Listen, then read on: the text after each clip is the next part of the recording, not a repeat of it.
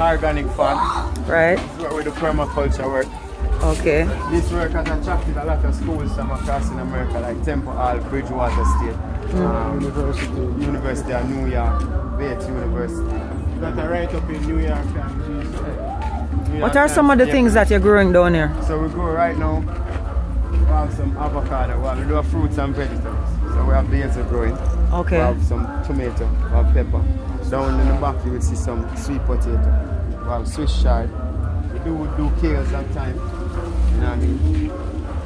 So this supplies the community or you supply businesses? We're attached to the other entities of the community such as CBOs, where if they have breakfast program, we have a contract where we give them products from our farm to add to their program. We also have a breakfast program that we do. You know what I mean? I would say Lifeyard is a group that has... What is this that is on the plant? That is which one? Sheet mulching. We call that sheet mulching. Sheet mulching? Permaculture. As I say, in urban farming, urban areas don't get a lot of rain.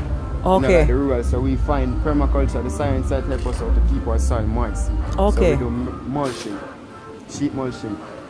One of our members went to Source Farm and got certified in more of the permaculture.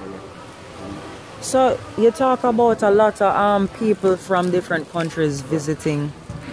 Like how many different kind of nationalities have been here? Well, so far since 2014 we have attracted over 900 visitors from 38 countries across the world. Wow. And as far as Mauritius Island, we have had volunteers from 2 countries so far. Mauritius Island, the last person who left, he was here for over a month. We had somebody up in March. He was here for 2 months from Germany, so he was here helping us with permaculture, the work, and we give them food and shelter. You know what I mean? How did they hear about Fleet Street? Well, social media has been one of our main media. You know what I mean? And plus, each time a tourist goes away, he always tells the person the treatment of the community and what he sees going on. Because most of this energy is for the children. You know what I mean? How you decide to come up with this concept, Lifeyard? Because this is something that I've actually read about in the United States, where they try to, you know, I mean, take away from the concrete jungle, to bring some greenness to the area. Because a lot of people would say that when you have too much concrete, it kind of affects the mind in a negative way. When you have the greens, it affects you in a positive way. So I know that they've been trying that in the United States. So how you came up with this concept? As young Rastafarians, you know what I mean, some of us, you know what I mean, took onto the physical farm, you know what I mean, but most of us took onto the culture at a teenage, adolescent. So about 19 years now we've been doing farming here in this backyard.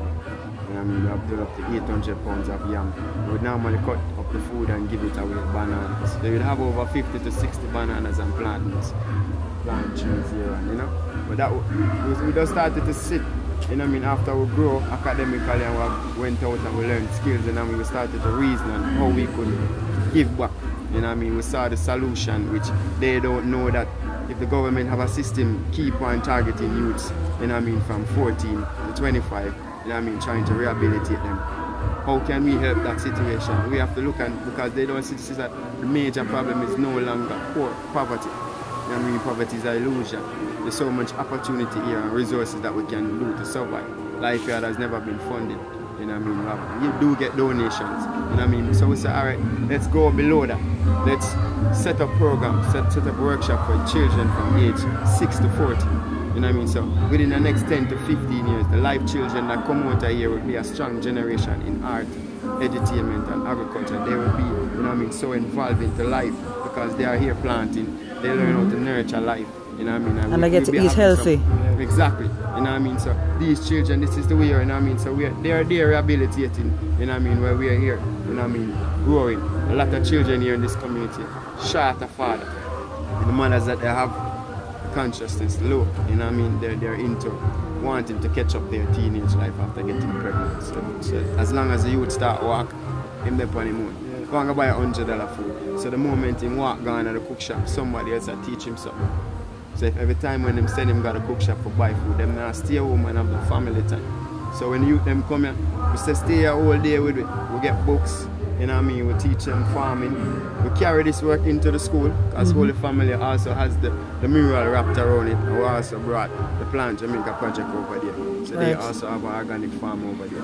Okay. And whenever we do get volunteers, which we do, this January we're having 20 students from the New England University coming, you know what I mean, and they will be here volunteering. So we'll be having them also in the schools helping with the farm over there and here also. Can I ask you this? The children that you bring here, right, to Life Yard, how have you found that this program has affected them, their outset, how they behave? Well, one thing we have come to realize is that the discipline of the children has changed a lot, because when we started out and a child had passed with his parents in the morning, we say good morning, that child would just, you know what I mean, and then you don't get, we would get up, actually walk with that child for like 3, if you take to the school gate and just say good morning, that child hears.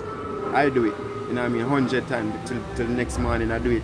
And eventually the kids walk away from their mother now. They come shake our hands and say good morning uncle. They now call us uncle instead of just saying eyeball now. So when I walk in the community we hear uncle eyeball, uncle Sabukie.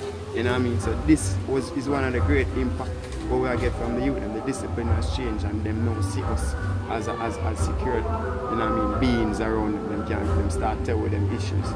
You know what I mean? You know, we relate with them. You know what I mean? So yeah. And the murals on the walls, I love it. I love the initiative. How has the community reacted to that? Well, it has reacted. When the project did come out, yeah. What was the reaction? Were they suspicious? Were they welcoming? Kind of. And how are they now? Well, kind of, because Mariana Farag, who's actually the project manager for Paint Jamaica, she was the one who had the idea of going into developing communities and creating changes to art by putting murals. We were here in our early stages with the building, because we run the building. We're thinking how we could get funds and get artists from the community to paint it up. Somebody introduced me based on the social work I do to Mariana, and then we merged. We call it a magnetic meditation. You know what I mean? So we merged the ideas, provided the space. But the main thing was getting the community involved. How would we do that? So the artists went around the 2 communities and they interviewed the residents. What do you think about painting the wall in the building or on your house? And I mean, what sort of mural would you like to see? What would you like to see on the wall? So everything that you see here, from the school to the wall, all 30 odd murals, were the ideas from the community. You know what I mean? So this gives it a sense of security to us, and them feel responsible. So if I say I want to see a football on the wall, you go in the building and see a Jamaica flag and a lion and a ball. If Sabukie come and scratching it out, you're going to say, hey Sabukie, what you doing? Right. I told the artist that I wanted to see a football, so that is my mural. Right. You know what I mean? So they protect it. Yeah. You know what I mean? So it's always good. You can't just come and really paint on a wall in a community like that. You have to get the people in the community involved. And the children, if you look on the ground over there, the footprint is all over. After 2 years, they're still there. Yeah. So the kids were pretty much involved. The residents who couldn't paint, they still were taught how to put in details, you know what I mean, even by color. So everybody was involved in the project, you know what I mean. And also, the Plant Jamaica sprung from Plant Jamaica, you know what I mean. And this was how we get a lot of help in terms of structuring our farm life, right. You know what I mean, setting up beds so that we could plant other crops that we never planted before. You know, other persons come and volunteer. Had up to 50 volunteers here for the weekend. You know what I mean? How easy is it to start an urban farm? Because maybe this is something that we could see spreading around Jamaica. That's what we want to do, you know. So you have to look on the space and what you have. Permaculture is really using the resource that you have around. So you might have a concrete space and thinking that, yo, how can I farm on this? You can use containers, you know what I mean? You can get a carpenter to build a wooden box on your veranda and plant up to 100 pounds of potato in it. You know what I mean? So it's using a space, you know what I mean, and nurturing. So permaculture would be the ideal method for anybody in the urban areas. You know what I mean? Because of the moisture and the soil, you know what I mean, level. And if people want to contribute, if people want to become volunteers, how do they contact you? Well, you can contact us through social media, you know what I mean, or by numbers 809-3198 or 298-4313. So social media, Life Yard on Facebook, Life Yard 360 on Twitter or on Instagram. All right, thank you. Blessings.